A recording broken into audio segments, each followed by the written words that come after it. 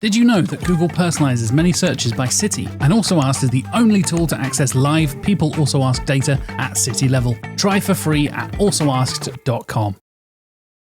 I was going to say that SEO with Fat Joe is as peaceful as this, but then the birds are all having fights. Tired of SEO guesswork? Quadra's AI agent goes deeper to uncover high-impact optimizations and completes hours of SEO in minutes. Get started now.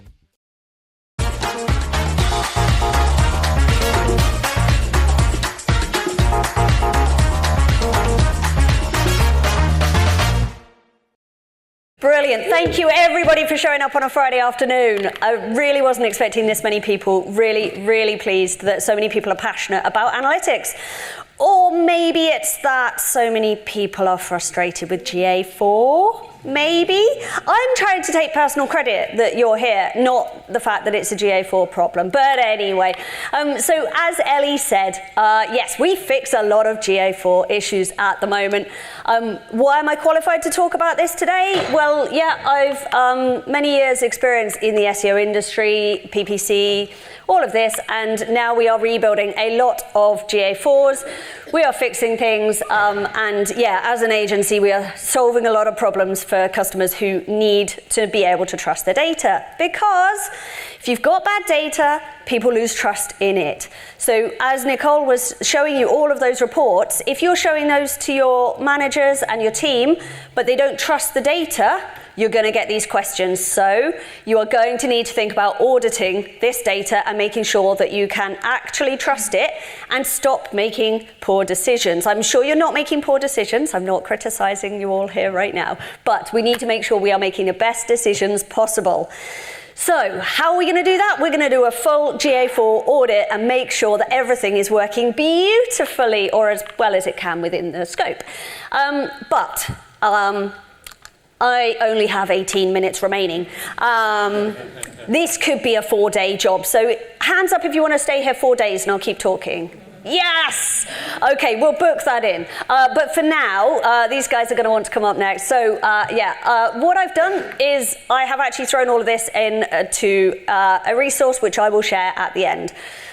It's not even everything. This is everything I could, remember at the time of writing this deck. There is so much to put in. So today I'm going to concentrate on various different things, some secrets, some objectives, some custom stuff, all sorts, and I'm just going to throw you a bunch of tips. So strap in, I'm going to speed up. First off, like Nicole said, the objectives are so important. Why are you doing this? What is the purpose? What do you want to achieve? Always be thinking, you've got all of this data swirling around you. What is the point of it? Who is going to have access to GA or the reports that you are producing? And what are the business questions that you are asking of this data? What is the purpose of GA? What is the purpose of your website? What are you trying to achieve? So make sure you think about those before you get stuck in. And then you also, at the beginning, want to think, what are my current concerns? Where are we thinking, I don't trust this particular part, or this team are not comfortable with this level of data? So think about all of your issues and all of your potential at the beginning. So first I'm going to start with the known issues that Google themselves have admitted to, and that they are still working to resolve some of these things. Some of them are just known. So firstly, they have had some issues with overinflated direct traffic. Some of this was attributed to Google Ads is supposed to then get sort of recategorized properly. This isn't always happening. So they said that, the data might be a little bit inaccurate for the first 72 hours. Well, we know that because the processing time is really frickin' slow. So we know that we have to wait for the accurate data, but also at the point that they process it properly and then make it available to you, it is supposed to fix to the correct attribution at that point. That doesn't always happen. So if your Google Ads is still showing up as organic, then you need to switch over to manual tracking, not auto tracking in your Google Ads account, okay? So if you're seeing issues with your Google Ads not reporting properly, that is something you can fix. So there's also so many other ways that data can go wrong, as well as unknown issues. Every single implementation is slightly different because every website is different, because we are all different. And that's okay to be different, but we need to be able to fix it. So what you will find you have is Google Tag Manager and a data layer, or you might be implementing your tracking code via GTag, or perhaps a plugin. So whichever one of these that you are using, or whatever combination of them all, do this. Check it all. Also add server-side tracking. This helps with the first-party own the first-party cookie data, or first-party data, gives you increased accuracy in some areas, and that is just something to start considering with all of your projects. Okay, debug your tracking code often. Make sure you are using the GTM preview, you're using your Chrome extensions that have the ability to show you what's tracking. I'm going to go through some of these options now.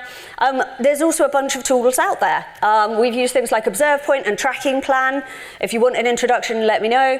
But yeah, there's paid tools, there's free tools, or you could do what I do and hire a really amazing guy. He's there.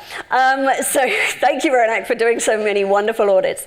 Now, what we do through our process, we will use Google Tag Manager Preview. You'll have seen this before. Yeah, fine. Okay, you could go through this. I've hidden the consent option because I wanted it to actually fit on a slide. But there's a lot in there that you can see. But I don't think this is enough. Don't just rely on this alone, because there might be other things firing. Now, they have added at the top the extra tags that do fire and things like that, but sometimes you just want to see what's really, really going on. So I like to use the GA debug extension in Chrome. Now, there's a few other types that you could be using. This is my preference because it is just simple, straightforward. At first sight, it doesn't look simple because, you know, it looks like complicated code, but actually, you've got a tracking ID. Is that the right one that I'm looking for? You've got an event name for page view. Is that what I was expecting? Has the wrong page view shown up? What other dimensions and information have I got alongside this tag? So if you do your GTM preview, run this on your second screen, third screen, you might need 4, and then you can see all of the different things and what actually fires. And what you see is then, okay, view promotion fired. Okay, it fired on the home page. Did I want that? I'm not sure. Maybe it fired with the right information, the wrong information at the right time. Or you might spot tags like this. Anybody recognize this one? This is a universal analytics tag. How many months since this was deprecated? Does anybody here work for River Island, by the way? Because the wonderful thing about GA Debug tool is you could use it on any website. So I picked riverisland.com, and I found that they've still got UA tracking in place. Now, some people have built their GA4 by saying, I've got a UA tag, just do it for me and migrate it in. That's that option at the bottom. If you've got that, you need to fix it first before you delete your UA tag. But I would really recommend just deleting your UA tag and doing this properly. But this is the UA tag. It just looks a little bit different. You've got your tracking ID at the bottom with your UA code, which is just a little bit different to the GA4 structure that you see in this extension. So check, have you got the right event at the right time, the correct parameters with each one, not too many events, parameters, too much, any of that. So basic tracking, I mean, they've made the config tag really comprehensive, but that means you suddenly have to become an expert at all of these settings, and that you have to become an expert in so many different things. So you do have to go through this with a fine-tooth comb. No question of it. And then you've got all of these different things that the GA4 config tag could be sending. And you could tick them all. Yeah, you could, but should you? This is the question. So, is this a really useful report, do you think? I'll zoom in. Can you see the problem? Is this useful? Does anybody want this many events? 2 million scroll events. This wasn't even a long date range. This was just sat there at the front of an account. And I'm like, no, turn it off. We don't need these out-of-the-box tracking methods, okay? Because if you're going to measure things like this, think about your objective. Think about your purpose. Let's do it properly or not at all. So, enhanced options versus just do it yourself in GTM. Definitely for these 3, I would recommend reviewing that situation and choosing what's right for you. So scroll tracking, if you need to know any scrolls, pick which pages you want to track and what scenario you want to track it for. Don't put it on everything. You've got pages this big and pages this big, okay? They are not comparable. So Do that properly or not at all. Form tracking, again, make it useful. The out-of-the-box one does not have enough relevant information and does not work properly throughout the site in a way that you would like, unless your site is built exactly how Google expects it to be. Nope. So, video tracking as well. You sometimes see the data getting out of control or not there at all. Who knows? So make sure your events have a good naming convention, and you think about how your reports can then be beautiful. With your beautiful tracking, you get beautiful reports. Okay, then let's go through some of the top settings that they hide away. So we're going to look at data retention. Out of the box, I think this is 2 months. Most people here have a bit of a long-term objective of, living for, the rest of your life, not just 2 months. So we are looking for long-term data access, or as long as possible. So switch this over to 14 months. Get as much data as you possibly can. Check your attribution settings. This is a fun one because people didn't even know that GA4 had this, because Universal didn't have it, so why would GA4 have it? It has attribution options. Now these differ to every other platform that has its own system. So if your data does not match across your different platforms, go and check this, and then you can at least justify why it doesn't match. Okay, well, AdWords is using a look-back window of 90 days, but this was set to 30 days. Or this one, channels that can receive credit in some of these reports. Are we going to just do it for the Google ones, or are we going to do it for paid and organic? Are we going to share that out? So there's so many different settings that you will want to have a look at, and just at least document what you've got and understand it, and then think about what's best for your business. Finally, channel groupings. We see a lot of unassigned traffic and a lot of not set visits. This is a common theme.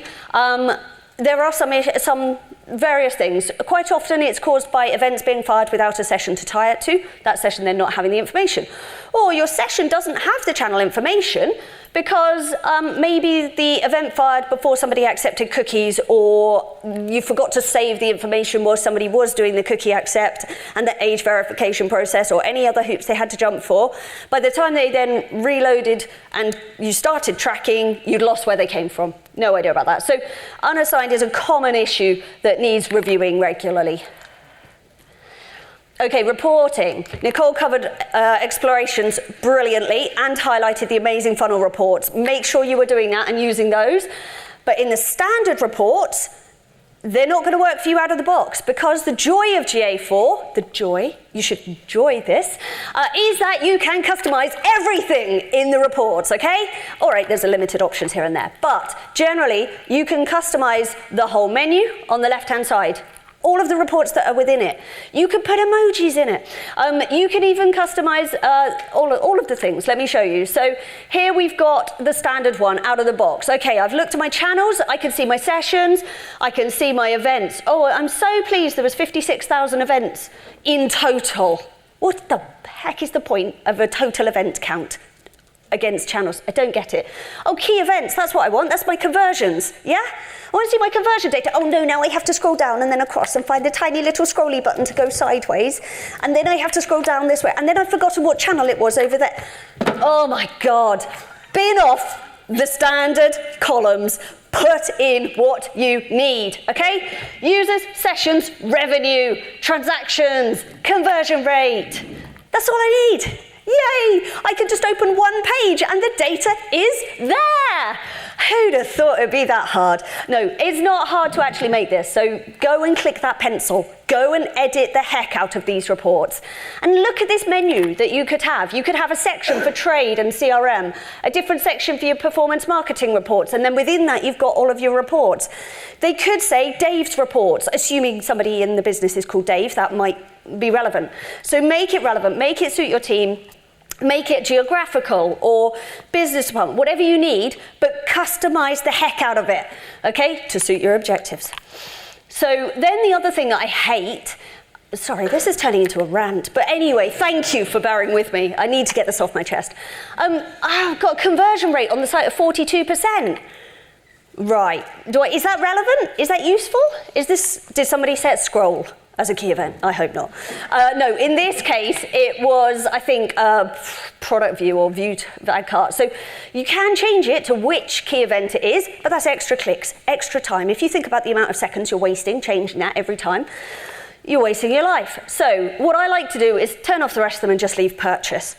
You might want the others for a certain purpose, but you can calculate them another way. So you either have to calculate everything out if you haven't kept purchase, or if you want to view the conversion rate of other things, then you just calculate those in. So you're going to choose which version you want to do, is to work out which ones to exclude or which ones to then calculate manually. But really, stick to purchase. Keep things simple. Don't go with view item.